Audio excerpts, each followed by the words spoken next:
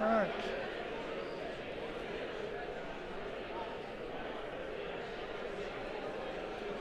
Get it here, Shorty.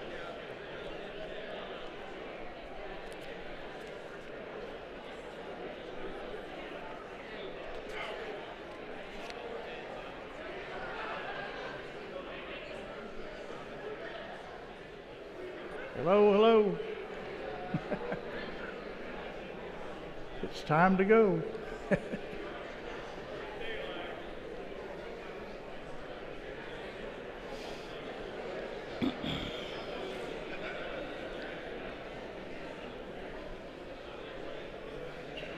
God give us Christian homes, homes where the Bible is loved and taught, homes where the Master's will is taught, homes crowned with beauty thy love hath brought. God give us Christian homes. God give us Christian homes. God give us Christian homes. Homes where the Father is true and strong.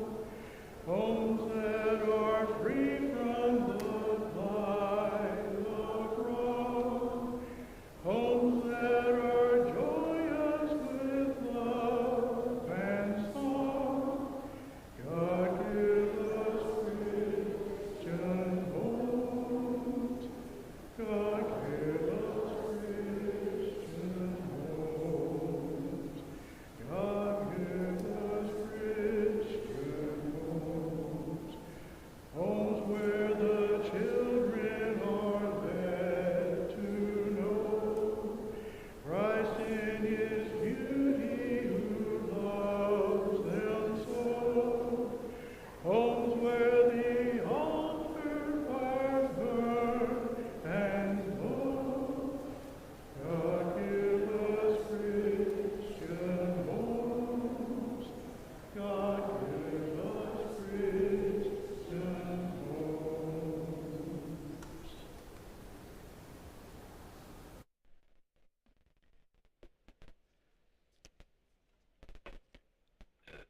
Of all the things your earthly father left for you, what is most special? Is it a particular thing or time or place? Something you used to do just with your father? How about a keepsake that you have at home that you can keep and remember them by? Or is it something that's not really tangible that you can pick up, like a special conversation, or times that you worked on something together? As I prepared for this lesson, there was lots of material that talked about what David did right as a father and what he did wrong.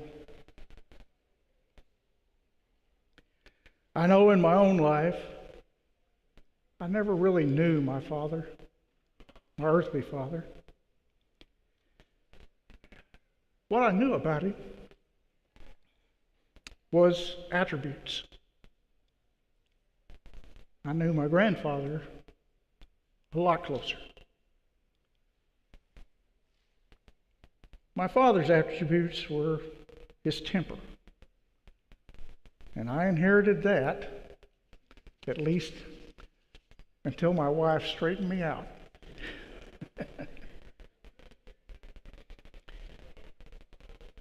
And some of his other attributes were he was always chasing that next golden ring, that next thing that was going to make him happy.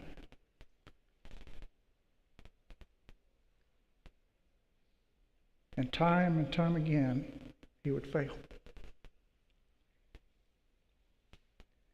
And in that failing, it translated into a dismissiveness, so that any time I came and showed him, well, here's something I've done, and all he could see was his own failings. But there were other times when he would show me how to take just a block of wood and then make something beautiful out of it. He taught me gardening. He and I worked together to build a house out of a kit that was just a truck drove up and dumped the lumber and all the supplies. And I said, what are we going to do with this? He said, we're going to build a house. And we did.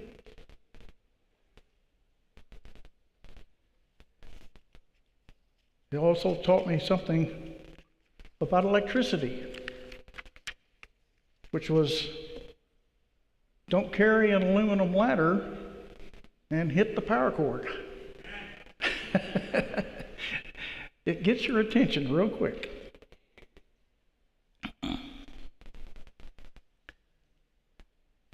One of the other things that was kind of a favorite of Debbie's was he taught me how to raise worms for fishing. Because he knew how much I like to fish.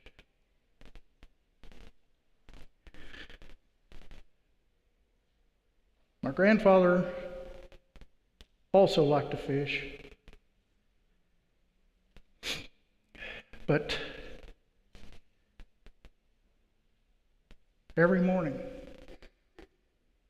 that I was around him, he would get up early in the morning before anybody else, and he would be in the kitchen praying out loud.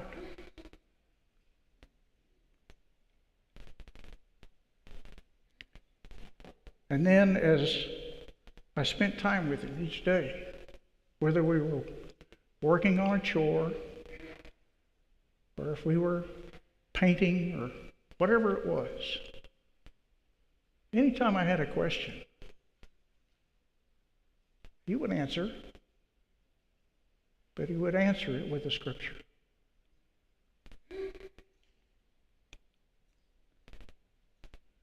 That placed inside of me a desire to be like him. And as we come this week to look at a different father and son relationship, we come to look at David and Solomon. Last week, David gave instructions to Solomon. He gave them to the leaders, all the people, concerning the building of the temple that he so desired to do. And he gave a blessing that God had brought Israel together as one, spiritually and physically. One nation honoring the God of heaven.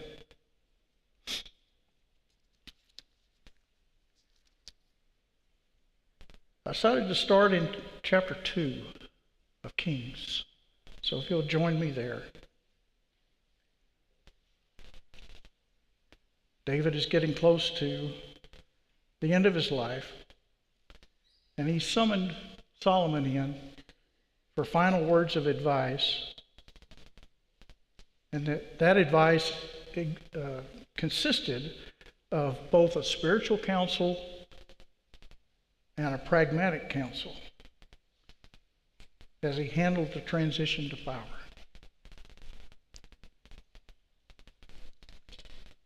2 Kings chapter 2, or 1 Kings chapter 2, verses 1 through 4. When David's time to die drew near, he commanded Solomon his son, saying, I am about to go the way of all the earth. Be strong and show yourself a man, and keep the charge of the Lord your God, walking in his ways and keeping his statutes, his commandments, his rules, and his testimonies, that it is written in the law of Moses, that you may prosper in all you do and wherever you turn, that the Lord may establish his word that he spoke concerning me, and saying, if your sons pay close attention to their way, to walk before me in faithfulness with all their heart and with all their soul, you shall not lack a man on the throne of Israel. You know, despite David's failures as a father in his family life, these words that he said to Solomon are probably the best of the best. They are the truest guidance that a father could give to a son. To think about and to focus on all the ways and decrees and commandments, the laws and the requirements that were laid out before him. Knowing that first, he would prosper in everything he did, no matter where he went. And second, that God would keep his promise to David if his descendants walked with the Lord.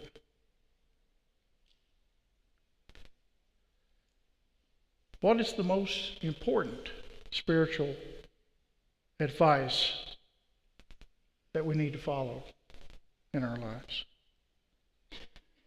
And then secondly, how can we overcome failures in our family and live out that spiritual advice that we've received? It's not easy to do. I stand here as a witness before you today. It is not easy to do.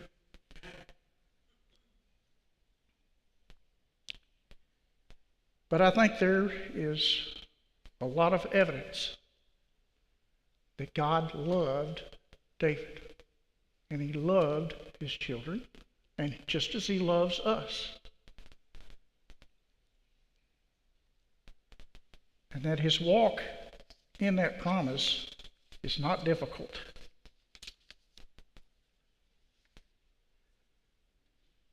Let's pick up in verses 5 through 12. As now he talks the more pragmatic side of the kingship.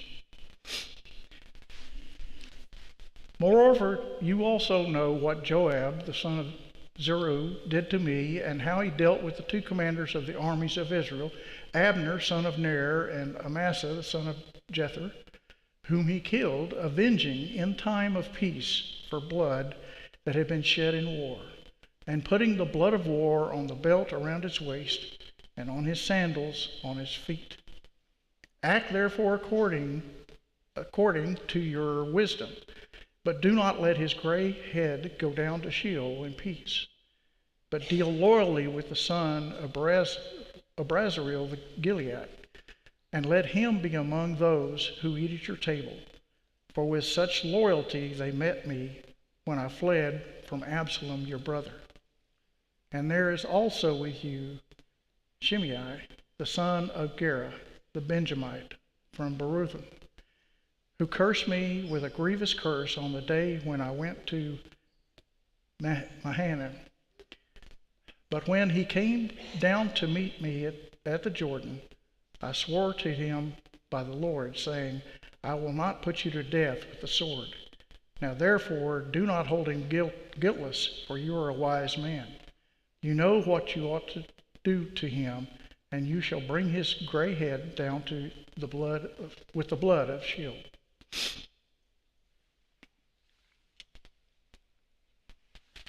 David, being a king and having united the kingdom of Israel, recognized a lot of political unrest in his time.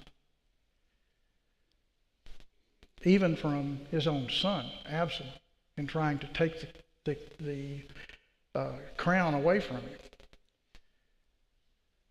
And David wanted Solomon to be aware that several of these things could cause problems for his reign. He related how these three had affected him during his reign and how Solomon should not permit them to interfere. What do we know about Joab? He was David's nephew and a commander in the army. He was fiercely loyal, but from time to time he thought he knew better than David for the good of the kingdom. He sided with Adonijah to take the throne in chapter 1 of 1 Kings.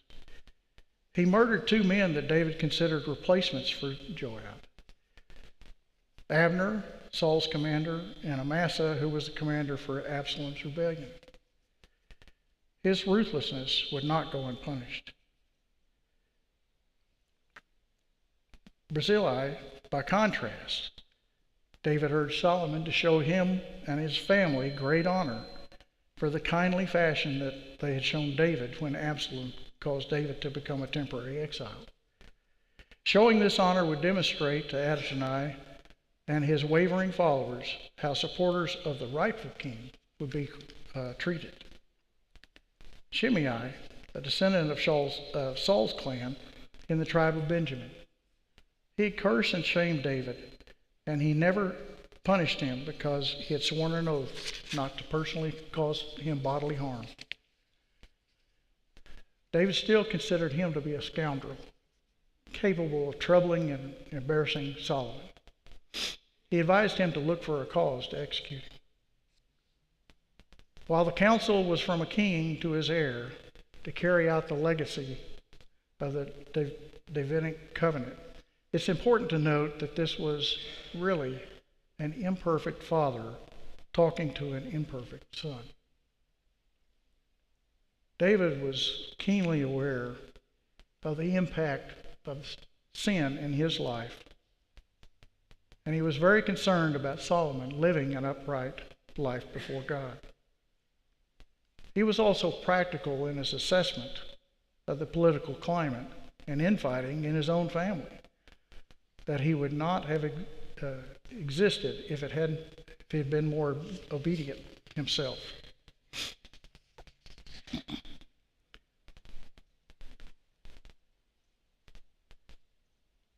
What is the most practical advice that we have given or been given?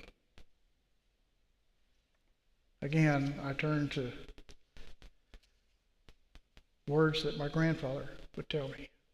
Malachi 4:6.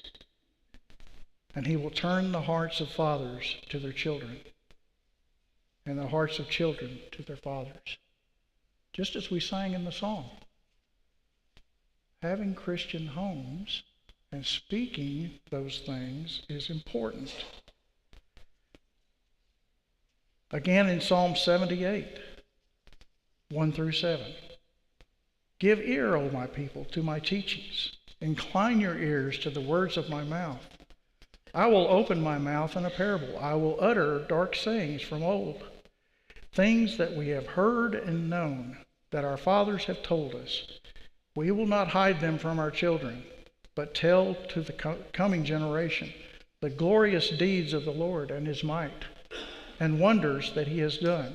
He established a testimony in Jacob and appointed a law in Israel, which he commanded our fathers to teach to their children, that the next generation might not know them and the children yet unborn, and arise and tell them to their children, so that they should set their hope in God and not forget the works of God, but keep his commandments.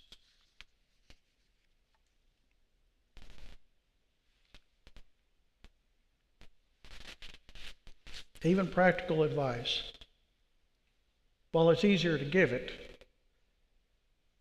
should also be weighed by our actions, our conversations, and our faithful living.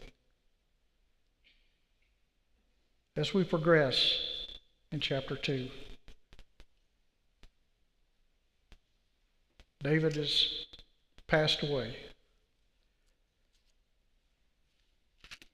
10 through 12. Then David slept with his fathers and was buried in the city of David. And the time David reigned over Israel was 40 years. He reigned 7 years in Hebron and 33 years in Jerusalem. So Solomon sat on the throne of David his father, and his kingdom was firmly established.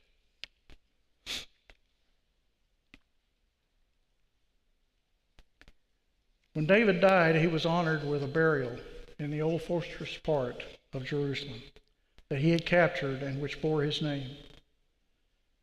With his 7 years in Hebron and 33 years in Jerusalem, he was truly a king of all the tribes of Israel. From the beginning of his reign, Solomon found his throne secure because David had prepared and advised him well, and the Lord said, "There will be peace," and there was peace. David did everything in his power to prepare his son to lead Israel through this golden period of peace and prosperity, and his death marked the end of an illustrious reign marked with military victories, honor, and accomplishments. And despite some grievous sins, David finished well. As we mature in Christ, we've got to give serious thought to the legacy we leave behind. There are those that follow in our footsteps. And right now, most of us in this room are in the legacy business. We want our children and grandchildren not to make the same mistakes that we've made, but to learn how they can live and can have an impact on others that are in their legacy.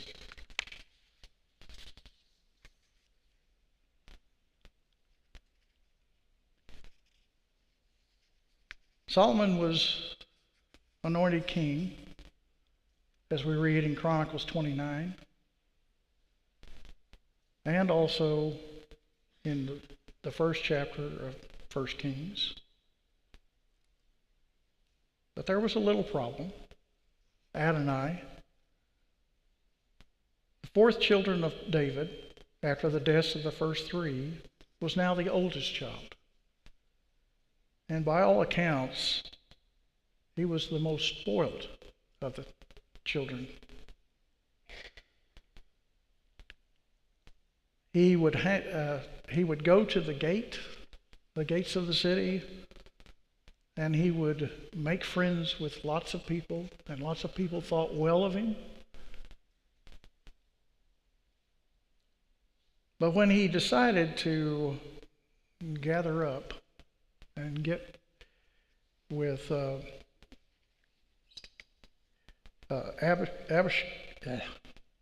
I'm sorry, got the name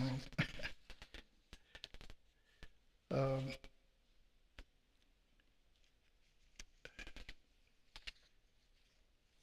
With Joab and Abiathar, then try to get a small army together and to basically have them all stand up and say, Adonai is king of Israel. And then around the same time, Solomon was being crowned king. And the noise from that reached their ears. And they ended up dispersing. But he was given Adonai's guests rose in alarm and dispersed. And he, in fear of Solomon, went and took hold of the horns of the altar. And Solomon was told, Adonai is afraid of King Solomon, is clinging to the horns of the altar. And he said, let King Solomon swear to me today that he will not put his servant to death with the sword. And he responded, if he shows himself to be a worthy man, not a hair on his head will fall to the ground. But if evil is found in him, he will die. Then King Solomon sent men, and they brought him down from the altar. And Adonai came and bowed down to King Solomon, and Solomon said, "Go to your home." So even in such a outward exhibit of treason, Solomon had grace and mercy that he offered Adonai. As we pick up in 2 Kings 13 through 18. Then Adonai, the son of Haggith, came to Bathsheba, the mother of Solomon. And she said, "Do you come peacefully?" He said, "Peacefully." Then he said, "I have something to say to you." She said, "Speak." He said, "You know that the kingdom was mine, and that all Israel fully expected me to reign." Can you hear the pride in that? Just the raw pride. "However, the kingdom has turned about and become my brother's, for it was his from the Lord. And now I have one request to make of you. Do not refuse me." She said to him, "Speak." And he said, "Please ask King Solomon. He will not refuse you to give me Abishag the Shunammite as my wife." Bathsheba said, "Very well, I will speak for you to the king." So she followed through with what she said. She went and talked to Solomon.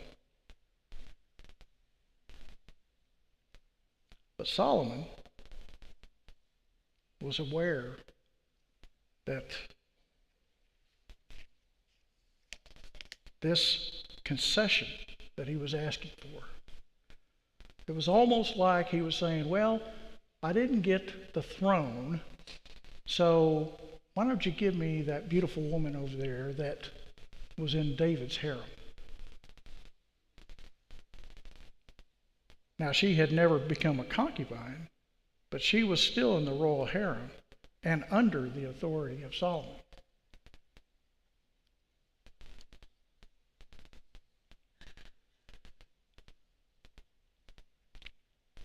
And so Solomon saw the underlying motive of Adonai as a threat to his kingdom, and he acted accordingly. Because based on the custom of the day, a person who took a ruler's wife or concubine also took his authority. Solomon was not about to allow that. And so this set off a chain of actions toward him and the other conspirators that had tried to take the throne.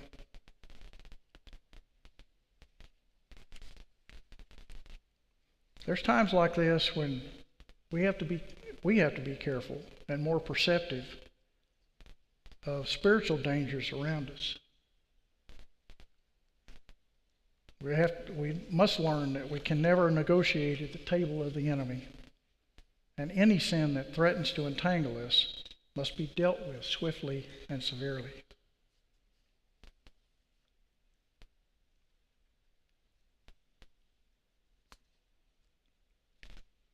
So Solomon, in verse 23 through 25, said, King Solomon swore by the Lord, saying, "God do so to me, and more also, if this word does not cost Adonai his life. Now therefore, as the Lord lives, who has established me and placed me on the throne of David my father, and who has made me a house as he promised, Adonai shall be put to death today." So King Solomon set Benaiah, the son of Jehoiada, and he struck him down, and he died. And then he called Abiathar, the priest, and he said, "Go to Anath, to your estate, for you deserve a death.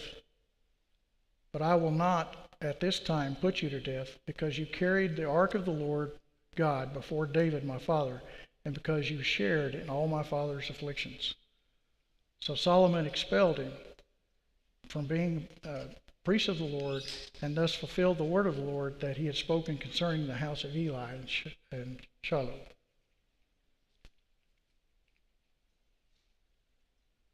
Again, an exhibit of his mercy.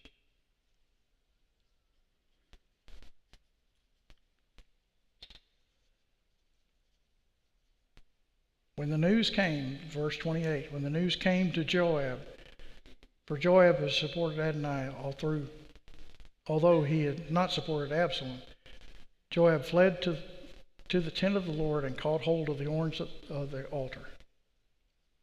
Why do you suppose every time they got in a problem, they felt like they had to go to the tent and grab hold of the horns of the altar? Well, it was acknowledged that this was legal sanctuary for all but premeditated murders. Unfortunately, for Joab, that was the case.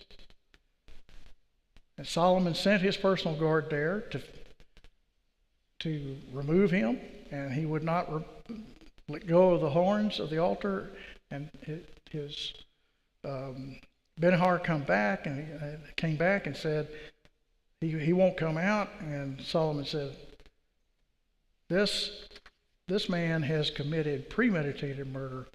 He is to be killed at the altar. And so he did.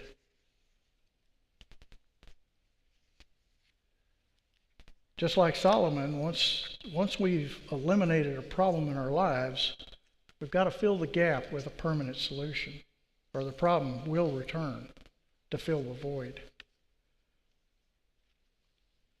In 36 through 38, Solomon removes the scoundrel Shimei. Then the king sent and summoned Shimei and said to him, build yourself a house in Jerusalem and dwell there, and do not go out from there to any place whatever. For on the day you go out and cross the brook Kidron, know for certain that you shall die. Your blood shall be on your own head. And Shimei said to the king, what you say is good. As my lord the king has said, so will your servant do. So Shimei lived in Jerusalem many days. Now, Shimei, being kind of a untrustworthy person, he kind of fell into that situation where, well, some time has gone by, everybody's doing other things, nobody's thinking about me anymore. And then a couple of his servants escape and run off to Gath. And he proceeds after him. And of course, Solomon gets word of it. And he calls him back before him. And he says, why then, verse 43 through 46, why then have you not kept your oath to the Lord and the commandment which I commanded you? The king also said to Shimei, you know in your own heart all the harm that you did to David my father. So the Lord will bring back your harm on your own head. But King Solomon shall be blessed, and the throne of David shall be established before the Lord forever. Then the king commanded Benaiah the son of Joiada, and he went out and struck him down, and he died. I guess at this point, Shimei thought that he could rationalize why he left Jerusalem, much in the same way that we try to rationalize sin and not make it look so bad. The effect of Shimei's defiant expression of Solomon's will, his violation of the very mercy that he was given, and the oath that he took before the Lord that day was met with his death. We have to ask ourselves, what boundaries has God established in our lives? What is likely to happen if we cross them? We cannot be defiant. complacent with our own sin by saying it's not that bad and pursue our own will first, the conclusion will be the same. So what can we say that we've learned from David's failures regarding his family? First, that a person possessing great personal faith does not mean it's automatically transferred or passed on to the children. Conscious and distinct efforts must be made to raise children in the faithful admonition of the Lord. The consequences of not doing so can result in terrible consequences for our families.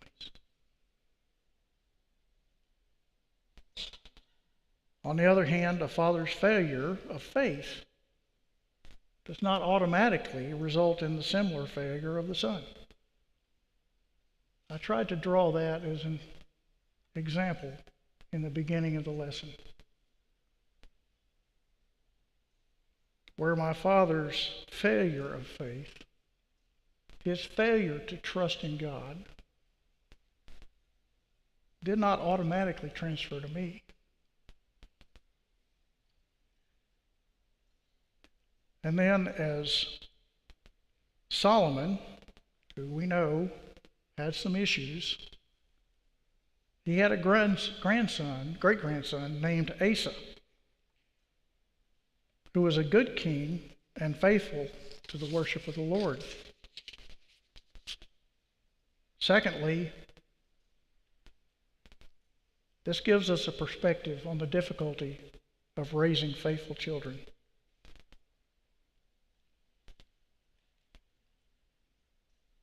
We just put deacons in this morning. And it's fascinating to realize that based on the qualifications for a deacon or an elder in the New Testament, that many of these heroes of the Old Testament would have been disqualified. It should give us comfort to know that the task of raising children faithfully is not an easy one. It's a serious responsibility. We can't live their lives for them, but we can pray and live a life before them, talk with them, communicate our faith with them, and give them examples that are lived out each and every day, so that they understand the grace and the mercy of God, and that we let them know that they are loved always and forever by us and by God. Next week, we're going to see why God granted Solomon's request for wisdom and how that gift manifested itself. I've really appreciated the time that we've had together. And I have to tell you that this study has not come as an epiphany.